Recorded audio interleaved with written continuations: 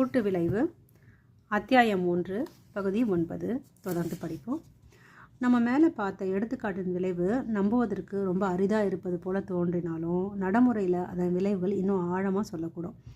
யதார்த்தத்தில் நம்ம மேற்கொள்கிற ஒரு சிறிய மாற்றம் ஒரு குறிப்பிடத்தக்க தாக்கத்தை ஏற்படுத்தி ஓர் எதிர்பாராத முன்கூட்டியே திட்டமிட்டப்பட்டிருக்காத விளைவுகளை உருவாக்க வல்லது.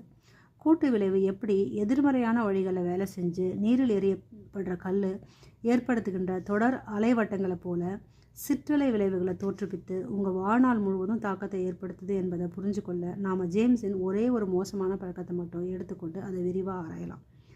தொலைக்காட்சியில் இடம்பெறும் சமையல் நிகழ்ச்சியை பார்த்து ஜேம்ஸ் சில கேக்குகளை செய்ய கற்றுக்கொள்கிறான். அது குறித்து அவனுக்கு மிகவும் பெருமை. அவனுடைய குடும்பத்தினருக்கும் அவனுடைய கேக்குகள் மிகவும் பிடித்திருக்குது. அதனால் அவன் அவற்றையும் வேறு சில இனிப்பு பதார்த்தங்களையும் அடிக்கடி செய்ய தொடங்குறான். அவனுக்கு தன்னுடைய தயாரிப்பு மிகவும் பிடித்திருக்கிறதுனால அவற்றை அதிகமாக உண்ண தொடங்குறான். ஆனால் அதன் காரணமாக அவன் இரவில் மந்தமான நிலையை அடையிறான். காலையில் எழுந்திருக்கும் போது ஒரு விதமான தள்ளாட்டமான நிலையில் எழுந்துக்கிறான். சரியான தூக்கமின்மையும் இதுவும் சேர்ந்து அவனுடைய வேலையின் உற்பத்தி திறனை பாதிக்குது. மாலையில் தன் வேலை குறித்து அவனுக்கே சலிப்பு ஏற்படுது. தன்னுடைய ஆற்றல் அளவும் குறைஞ்சிருப்பது போல் அவன் உணர்றான். வீட்டுக்கும் செல்லும் பயணமும் முன்னை விட அதிக அழுத்தம் மிக்கதாக இருப்பதாக அவனுக்கு தோணுது. இது காரணமாக அவன் மேலும் மேலும் இனிப்பான பதார்த்தங்களை உண்கிறான். அவனுடைய ஆற்றல் குறைவின் காரணமாக அவன் முன்பு போல் தன் மனைவியுடன் ஆசுவாசமாக வெளியே நடந்துட்டு வர போகிறதில்ல.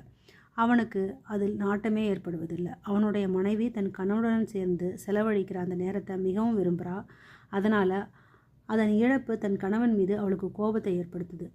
உடற்பயிற்சியின்மையால் அவனுக்கு ஊக்கமிழப்பும் ஏற்படுது. அவள் மகிழ்ச்சியாக இல்லாததால் அவள் தன் மீதும் பிறர் மீதும் குறை காண தொடங்குறான். தன் மனைவியின் செயல்களை பாராட்டுவதை அவன் நிறுத்துகிறான். அவனுடைய உடல் கட்டுக்குள்ளேயே தொடங்கியதும் அவனுடைய தன்னம்பிக்கை குறைகிறது.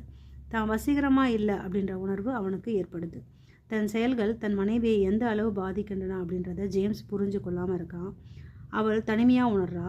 அதை மறக்க அவள் தன் வேலையில் முழுகிறா. தன் தனிமையை போக்கிக் கொள்ள அவள் தன் தோழிகளுடன் அதிக நேரம் செலவிடுகிறாள். பிற ஆண்கள் அவளுடன் நேரம் செலவிட விரும்புகின்றனர். அதனால் தான் விரும்பப்படுறோம் என்ற உணர்வு அவளுக்கு ஏற்படுது. அவள் ஒருபோதும் தன் கணவனுக்கு துரோகம் செய்ய துணிய மாட்டாள் என்றாலும் ஏதோ சரியில்லை என்ற உணர்வு ஜேம்ஸுக்கு ஏற்படுது.